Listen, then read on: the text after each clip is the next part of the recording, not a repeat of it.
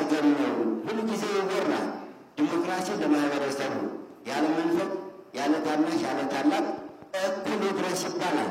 በቃላት ነው የሚደርሰው ወይስ ወረድ ብሎ የማህበረሰቡ የብሔር ብሔረሰቡን መብት መጠበቅ ማስጠበቅ ነው ወይስ ወሬ ብቻ ከላይ ሆነን ማውራቱ ነው ወይ ለውጥ የሚያመጣው ወይም ለውጡን የሚያስከትለው? እኔ ብዙ ጊዜ ያለው ግን አንድም ጠብ ቢል የለም እንደ ደመና ዝናብ እንደሌለው ደመና እየተያበበ ነው እየዞረ ያለው። 50 ዳቦ ከመላስ አንድ ዳቦ ብርድም አድርጎ ቢበሉት ወዲህ ጠግቧል ይላል። ብዙ ጊዜ ከማውራት ግን አንድ ጊዜ የተወራውን ወደ ማህበረሰብ ብናወርደው መሬት ቢደርስ ሀገራችን ያሰበችውን እቅድ ለፍጻሜ ታበቃለችና እስቲ እንዴት ነው የሚወርደው? ዛሬም ተወያይተናል፣ ነገም እንወያያለንና ሀገራችን ህዝባችን ነፃነትን ይዞ ኢትዮጵያዊነት ቆርጦ ዲሞክራሲን ገንዘብ ብሎ የሚኖረው ስናወራ ነው ስንሰጠው ነው? ይበቃኛል። በዚህ ጥያቄ መልስ ይፈልጋል። ኢኮኖሚ አሁን አንዳንድ ጊዜ ግጭት የግጭት መነሻዎች እንደራሴ የኢኮኖሚ ችግርም ግጭትን የግጭት መነሻ ሊሆን ይችላል ብዬ አምንበታለሁ። ኢኮኖሚው ኢንፍሌሽን ስኖር የኢንፍሌሽን ያለመቆም ምን ደረጃ ላይ ያደርሳል? ሰው መጀመሪያ ቤዚክ ኒዱ ምግብ መጠለያና ልብሱ ካልተሟላለት ወዴት ይሄዳል የሚለው ጥያቄው ቢመለስ ነው በደንብ ከኔ በላይ የሚያውቁ ምሁራኖች ስላሉ ቢዘረዝሩት የኢንፍሌሽን ያለመገታት ፍጻሜ ወዴት ያመራል የሚለው ከኢኮኖሚ ጋር ተያይዞ ማለት ነው። በአሁኑ ጊዜ ኢንፍሌሽን በጣም የሚታየው የግጭቱ አንድ መነሻ ሊሆን ይችላል። ሰዎች ወደ ዝርፊያና ወደ ስርቆት የሚሰማሩት የሚበሉትና የሚጠጡት ሳይሟላላቸው ሲቀር ስፔሻሊ በመንግስት ሰራተኛ ላይ መዋቅሮች ያለ መሆኑና ያሉበት ሁኔታ ነው። 1000 ብር ደሞዝ በልቶ ሰው የ2000 ብር ክራይ ቤት ውስጥ የሚኖር አስፔዛ ልጅ በየትኛው ትክክለኛ አእምሮ አስቦ ነው ስለ ሰላም የሚያስበው? ይሄንን ኢኮኖሚው ላይ እንደ ኢትዮጵያ ሊሰራ የታሰበው ምንድነው እንደ ሀገር የሚለው በደንብ ይብራራ ነው። ብሔራዊ መግባባት በመንግስት መንግስት ይላል። ከዛ ብሔራዊ መግባባት እኛም ፈልገው ሆነ ብሔራዊ መግባባት ግን ከዚህ ቀደም በ27 ዓመት የተሰራው ስራ አንድ ብሔር ላይ አነጣጥሮ አሁንም ድረስ አንድ ብሔር ብቻ ኢትዮጵያዊነትን ያነጣጥራል እየተባለ እየተነገረ ነው። ግን ይሄ መሰረቱ ይላልና ይሄ የከሸፈበት አስተሳሰብ ሁሉም ብሔር ብሔረሰቦች አንድ በሆኑባት ሀገር ላይ አማራው ብቻ ኢትዮጵያዊነትን ያቀነቅናል ተብሎ አሁንም ይነገራል። ይሄ ማለት ምንድን ነው? በኢትዮጵያ ውስጥ ሁሉም ማህበረሰብ አለ። ስለዚህ ይሄ የተባለ ይሄ የሚጠፋበት መንገድ ሳይሰራ ወደ መግባባቱ የሚሄድበት መንገድ ምንድን ነው ብላችሁ ታስቡ። አንደኛ ጥያቄ ለሁላችሁ ይሄ። ሌላኛው ጥያቄ ምንድን ነው የሚሆነው? በሁላችሁ ያው ከዶክተር ዳኛቸው አነጋገር መባል ያለበትን ብለን ማለት አለብን ሰላም እንዲመጣ ማለት። ለምሳሌ ከዚህ ቀደም የነበሩ አሰራሮች ሰላምን የሚነሱ ጉዳዮች ለምሳሌ በአንድ ክልል ውስጥ ሌላውን ማህበረሰብ የማይወክሉ ምክር ቤቱ ላይ ያሉ ህገ መንግስቶች ሌላውን የማይወክሉ አሉ። ለምሳሌ ቤኒሻንጉል ላይ ስትሄድ ምናምን ስትሄድ እንደዚህ የማይወክሉ አሉ። ለምሳሌ በእንትን ክልል የእንትን ዞን እየተባለ ተነግሯል። እነዚህ ታይም ቦምቦች አሉ እዚች ሀገር ላይ ጠቅልል አድርገው ለምሳሌ በሆነ ጊዜ ላይ የሚያመጣው ነገር ስለሚያውቁት ነው ያን ያደረጉት። ደቡብ ደግሞ ብሔር የለም አቅጣጫ ነው። በወቅቱ የተደረገው ነገር ዛሬ ላይ ያመጣው ነው ሳይቀር እንደዚሁም 40-20 ተብሎ ሌላው ላይ ያስቀምጡት ቀውስ አለ። 50-50 ተብሎ ሀረር ላይ የተቀመጠ ቀውስ አለ። እንዲህ አይነት ታይም ቦምቦች እያሉ ወይም አንድ ሰው ሲያስብ ነበር ኢትዮጵያ በታይታኒክ መስሏት ማአት አይስበርጎች ተኝተዋል እያለ ያስተማረው ዶክተር ዳኛቸው ነበር ከን ጊዜና እንደዚህ ሁኔታዎች ያሉ እንዴት ነው ወደዛ የምንሄደው ነው። ስለዚህ አሁን ከእናንተ አስተሳሰብ ጋር ለዶክተር ሰሚር የምጠይቅህ ለምሳሌ አንተ ካልካት ነገር ስንነሳ የሌላውን ራሳችንን ስናስብ ለሌላው ብሔር ክስመት መነሻ እንዳንሆን ነው። አሁን ከዚህ ቀደም የነበረው ስርዓት 40-20 የሚባል አስተሳሰብ አስቀምጧል። እችን የመሰለች ውብ ከተማ ላይ አሁንም እኮ እንደዚህም ተብሎ ግን እንዋደዳለን። በቃ ውሏችን አንድ አይደለም፣ ግን ስር የሰደደ መጥፎ ነገር ጥሎብን አልፏል። ስለዚህ ይሄ አሁን 40 የሚለው አስተሳሰብ አንተ ታነሳው ሶስተኛው የመጀመሪያው አስተሳሰብ ጋር የሚጣፍጥበት መንገድ አለ ብለህ ታስባለህ ወይ? ኔሽን ቢልዲንግ እና ስቴት ቢልዲንግ ሰማው በብዙ መድረኮች ላይ ኮላይድ እያደረገብኝ ስለተቸገርኩኝ ነው። የመጀመሪያው ነገር ይሄ ስቴት ቢልዲንግ የምንለው ነገር ሞር ኦፍ ኢንስቲትዩሽኖቹን ቢልድ ማድረግ አይደለም ወይ? ለዶክተር ሰሜን ጥያቄ ነው። ኔሽን ቢልዲንግ ደግሞ የምንለው እነኚህ ይሄ ኮሌክቲቭ አይደንቲቲ ወይም ሞር ኦፍ ሳይኮሎጂካል ሜካፕ አይደለም ወይ የሚል ጥያቄ ነው ያለኝ። ሌላው ዶክተር ሰሜን ካነሱት ጋር ይሄ ንዑስ ብሔርተኝነት፣ ኢትዮጵያዊ ብሔርተኝነት ከእነኚህ ውጭስ የለም ወይ? ለምሳሌ ሶሊዳሪቲ ሙቭመንት ፎር ኒው ኢትዮጵያ ወይም ሚስተር ሮዳንድ የሚመሩት ሰውነትን ወይም ሰብእ የምንለውን ነገር አያስቀድምም ነው። እንደዚህ አይነት አመለካከት ያላቸው እኔ ጨምሮ ድሬዳዋ ውስጥ ማለት ሰዎች አሉ። እኔ ኦሮሞ ነኝ፣ አማራ ነኝ፣ ጉራጌ ነኝ፣ ትግሬ ነኝ በስህተት ብያለሁ አላውቅም። ይህንን የማልለው በዘሬ ስላፈርኩኝ አለ።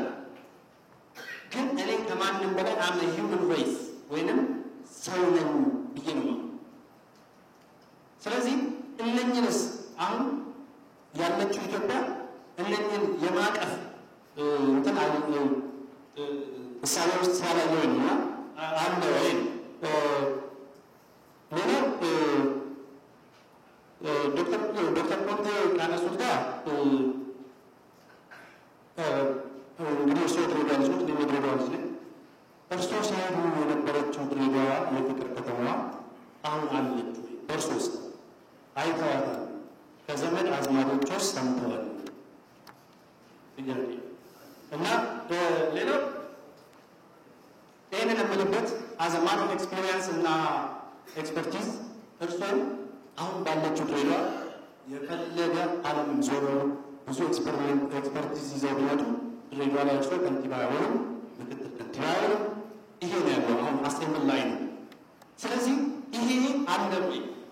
እርስዎ ቅድም በተደጋጋሚ ሜሪቶክራሲን ስለማያነሳ ወይም የአመራር ብቃት ማነስ ብለን ኮታንኮት ስላረጉ ይህንን ማነስ ነው። ስለዚህ ሜሪቶክራሲን ቤስድ ያላረገ ስለሆነ ስሩአውት ዘ ካንትሪ እየተጠቀመ ያለ ነው። ይሄ ነገር አለ ወይ? ሌላው የመጨረሻ ዶክተር ስለ ሶሻል ካፒታል ወይም ሶሻል ኢንጂነሪንግ እኔ የማስበው ሀሳብ እዚህ ላይ በአብዛኛው ሶሻል ካፒታል ወይም ኢንጂነሪንግ ከሚያቀለቅለው አሁን ባለችው ኢትዮጵያ ውስጥ ሁሉም የተበዳይነት ሴንቲሜንት ወይም ስሜት እያለ ወደ ተነሳንበት ሀገራዊ መግባባት ሀገር ግንባታ ወዘተ ወደ ይወስደናል ወይ?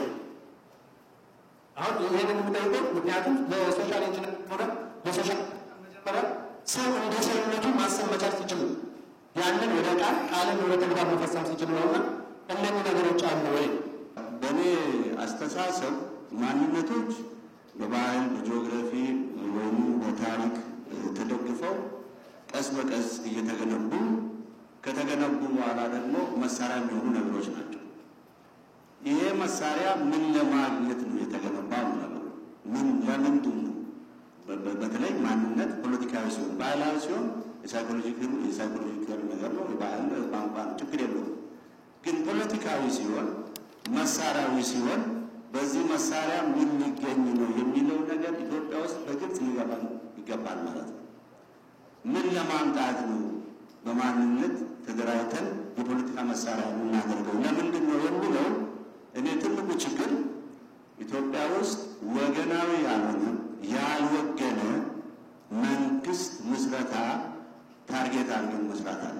የማለት ኒውትራል የሆነ ስቴት ፐብሊክ ኢንስቲትዩሽን ነው። ፐብሊክ ኢንስቲትዩሽኖችም አሉ። እነዚህ ኒውትራል ከሆኑ ሁሉንም በእኩልነት የሚያሳትፉና የሚያገለግሉ ከሆነ ማንነት የፖለቲካ መሳሪያ ሊሆን አይችልም።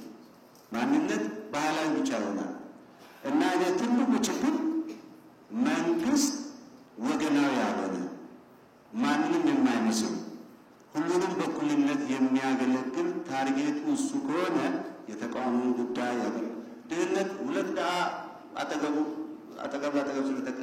ስለተቀመጡ አይጣልም። መሳሪያ ሲኖር ነው የሚጣለው። ዓለም ላይ እንደሚታወቀው እንግዲህ ትልቁ ቫልዩብል የሆነ አሴት ስቴት ነው። እነዚህ ሁሉ ማንነቶች የተደራጁት ስቴቱን ለመያዝ ነው። ስለዚህ ስቴቱን ኒውትራል የሆነ በኮንስቲቱሽን በሰርቪስ ሳይንሳዊ የሆነ አድርገን በዚህ ታርጌት ከሰራን ሌላው የባህል ጉዳይ ነው የሚሆነው። አመሰግናለሁ። ሊጎለብት የሚችለው የሚለው መልስ የሚሆን እዚህ ጋር መለስና ሁለቱ ማንነቶች ላይ ብቻ ለምን ትኩረት ተደረገ?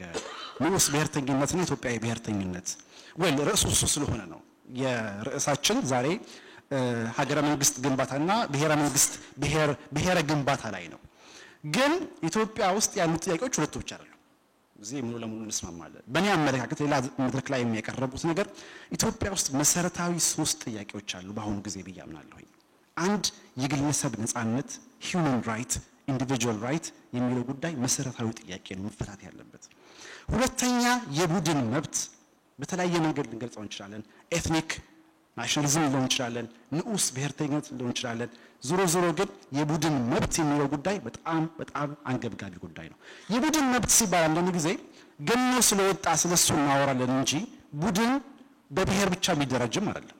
ለምሳሌ በመደብ ሊደራጅም ይችላል፣ በጾታ ሊደራጅም ይችላል። እነዚህ ሁሉ ካካተትን እንግዲህ ብዙ ፈርጀ ብዙ የሆኑ የቡድን ጥያቄዎች እዚያ ጋር አሉ ማለት ነው። እነሱን መመለስም ወሳኝነት ይኖረዋል። ሁለተኛ ይሄ ነው።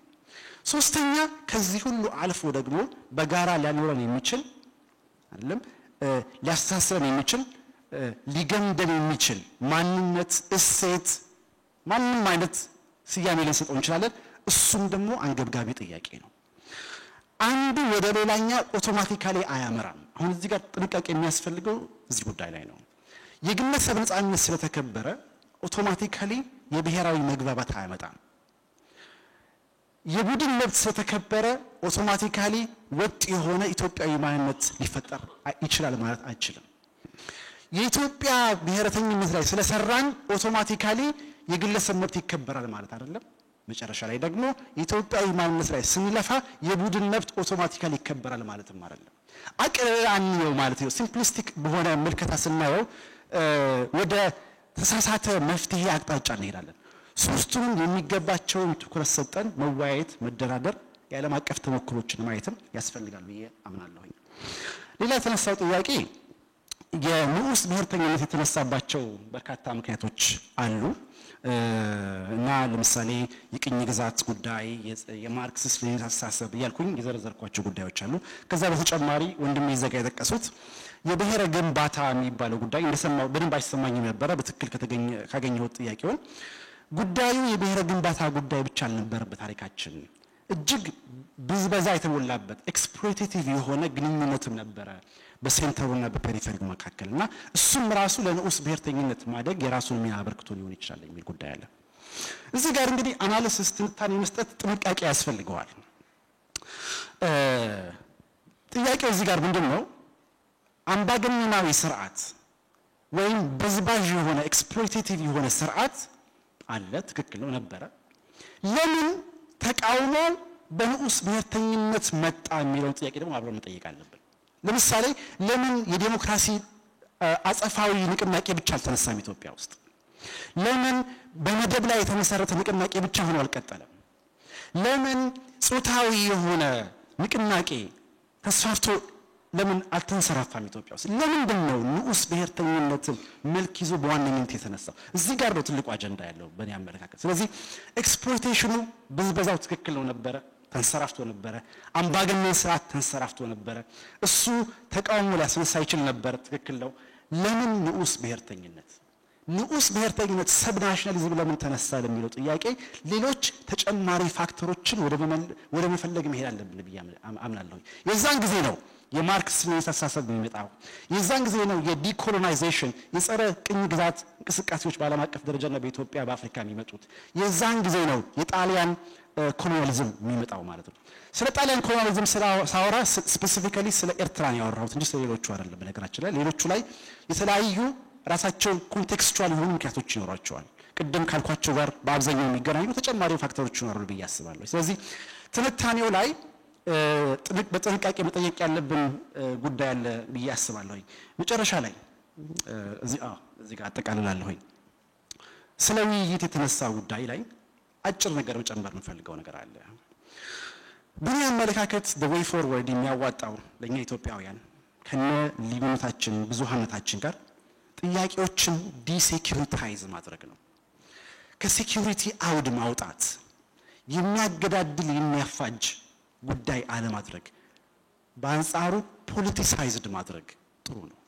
የፖለቲካ ውይይት ማድረግ፣ ስቴቱን ሀገረ መንግስቱን ዳግም የማዋቀር የማሻሻል የመቀየር ጉዳይ ማድረግ፣ በዚህ መንገድ ነው ችግሮቻችን ሊፈቱ የሚችሉት። ሴኪሪታይዝድ በሆነ አውድ ውስጥ ጥያቄዎች አይመለሱም፣ የበለጠ እየተወሳሰቡ ነው የሚሄዱት። የቅርቡ ታሪካችንን በኃይለ ሥላሴ ጊዜ፣ በደርግ ጊዜ፣ ባለፈው ኢህአዴግ ጊዜ ያስተዋለው ትልቁ ነገር ምንድነው? ሴኪሪቲ ፖለቲካዊ ጥያቄን አይፈታም። ሴኪሪቲ ኢንፎርስመንት ማለት ነው።